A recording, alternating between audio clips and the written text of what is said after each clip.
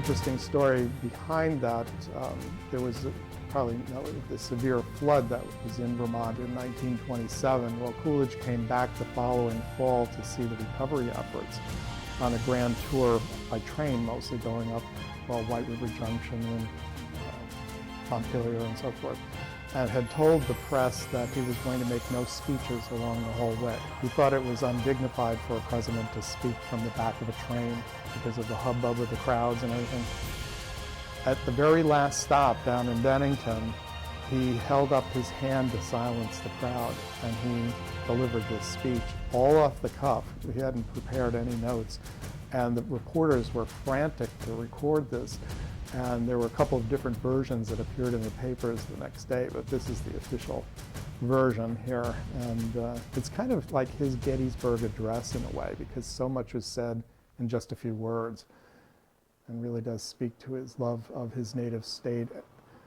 Welcome back to Explore Vermont. As you are doing just that, you have to have one of those great historical experiences, and you can find one of the most authentic experiences right here in Plymouth Notch, the homestead of Calvin Coolidge. You can visit 12 perfectly preserved buildings, all the way from his birthplace to where he was sworn in, all the way through where he lived out his days, with some great quotes. I suggest you take a tour. We were able to sneak a peek when Sara and Kaitlyn were able to do just that. Let's take a look. So we are here today at the Calvin Coolidge Homestead with Bill Jenney.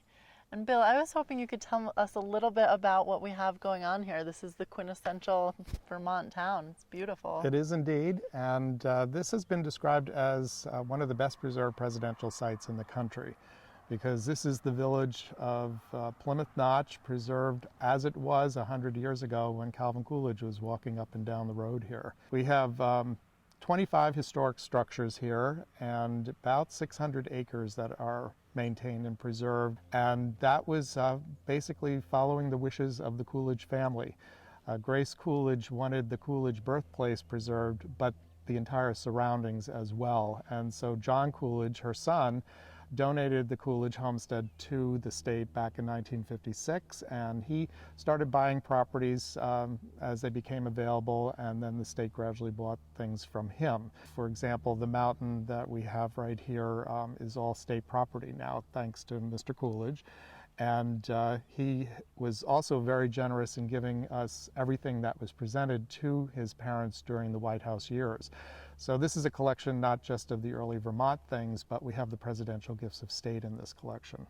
He was born in a little house attached to the back of the general store. It was logical for the family to start out there because his father ran the store. When Calvin was 4, they moved across the road to the building we now know as the Coolidge Homestead. Calvin's sister had appeared on the scene by that time, and so that little house behind the store began to get a bit cramped, so they needed more space. And so they moved to the homestead, and that's probably the gem of the village as far as the state of preservation, because that is exactly as it was in 1923. It's a real time capsule of that era. The homestead is preserved as it was primarily because of the Coolidge's housekeeper. She was quite a character, saved everything, and didn't let them put electricity or plumbing in the house. And so nothing had to be undone when the state acquired the building, which was quite extraordinary. And everything is in its original place, so that you walk through there and you see the tables and the chairs and the pots and the pans, the same place they've been in for 92 years now. Now, Bill, is there a can't miss highlight on this tour that has to be seen? Well, we think the whole village is a can't miss. Well, of course. But the Coolidge Homestead, of course, is very, very important to experiencing what Calvin had when he was growing up here. The agricultural collection, which is in our 2 barns, is quite extraordinary. It's considered one of the best in the Northeast. Typical material that would have been found on a hillside farm back in the late 1800s and so forth. The general store, up above it was the Village Dance Hall, which served as the 1924 summer White House office. And that too has all its original furnishings in there. So you can see the tables that were made for Calvin Coolidge when he was administering the entire country from that room. Right. And with a staff of 2 people. Our permanent exhibit, More Than 2 Words, The Life and Legacy of Calvin Coolidge, is state of the art with lots of computer interactives. The kids love it.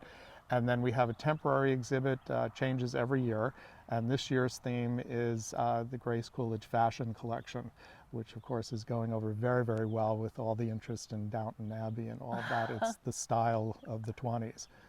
So it's really quite an eye-opener for folks to experience this place. Lots to do. As I said, 12 buildings on the tour. The functioning cheese factory is wonderful, and they make a great product up there. Awesome. Well, we'll have to go take a look. Thank you so much for your time. You're very welcome. Thanks for coming today. I'm here with Jessie from Plymouth Artisan Cheese. Jessie, I am a huge fan of cheeses, and we have all these great cheeses behind us. So the process itself is pretty complicated. Can you tell us a little bit about it? Cheese making is basically trying to capture all the solids in the milk, all the fat, all the protein, all the minerals. It's all just 4 ingredients really. Just milk, cultures, rennet, and salt. We heated it up to the starting temperature for our recipe. We've added in the bacterial culture that we want for the Plymouth cheese, which is specific cultures that'll determine the flavor, the aroma, the texture, basically like the finished product. Chris is about to add the rennet, which will basically coagulate the milk into a solid, a big block of jello, over about 30 minutes time. And then you'll add in if you do like a sage one, you'll add in sage during some point in the process? Yeah, towards the very end. How long does the cheese making process last? For Plymouth cheese, it takes all day. It's a 7 or 8 hour process. You start early, finish in the afternoon, and that's just day one. Then you have to take care of the cheese. For Plymouth cheese, we don't sell it until a year after it's made. That's a long process, but it's worth the wait. And now people can come on site and watch the cheeses being made. You've got a museum upstairs, lots of great Vermont local products in here. What's one of your favorite cheeses that we have here behind us? The Big Blue is getting a lot of really good response recently. A lot of people showing up just to buy that one, so that's pretty cool. Blue cheese is one of my favorite as well. Well, thank you very much, Jessie. It was nice talking with All you. right, thanks a lot. We have had a great day here at the Coolidge Historic Site and the Plymouth Cheese Factory. It really is a lot to offer here. I mean, there's so much to see. The exhibits, the building, they have the July 4th festival that they do for Calvin Coolidge's birthday. But check the website. They've got Old Homes and the Jazz Festival, so you really can't go wrong. That'll do it from Plymouth Notch. Stay tuned for more after this.